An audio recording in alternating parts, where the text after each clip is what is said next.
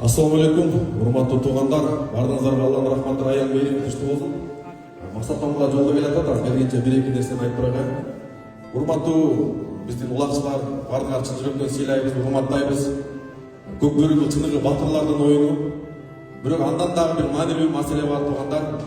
Адамдын өмүрү бардыгынан ыйык турат экен. Куран бул Алланын китеби. Куран бул Алланын акыркы китеби. Куран бул Алланын сөзү. Эгер ким Куранга иман келтирген болсо, ага амалдарды аткарганга жеңил болот.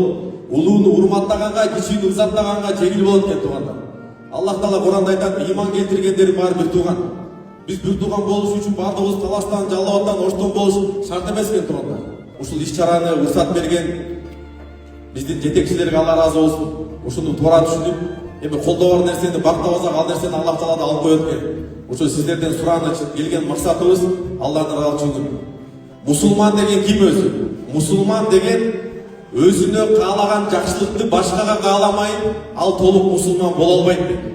Өзү эки дүйнөдө бактылуу болгонду кааласа, өзү травма болбогонду кааласа, атына травма болбогонду кааласа, жакшы оюнду бүтүп кеткенди кааласа, ошону да башкага кааламай, бул толук мусулман боло албайт. Калайт белең сизди капысынан келе эле бирөө урдурган, калайт белең сизди бирөө келе эле сүзүп аткан, калайт белең сизди бирөө травма кылып койгон. Ошону каалабаш дагы бул мусулмандын чыныгы сыфаты дейт. Батыр адам ким? Батыр ким? Күчтүү ким десе ачуулангандар. Сиздикичте сүзүп кетти эле. Сиздикичте кийип кетти эле. Бирок ошого карабай өзүңүздүн ачуусун жуткан адам. Билет, кийдирип салат, тебелеп салат, сүздүрүп салат, сындырып салат. Бирок ошондой болсо дагы өзүнүн ачуусун жуткан адам ошол чыныгы батыр адам дейт.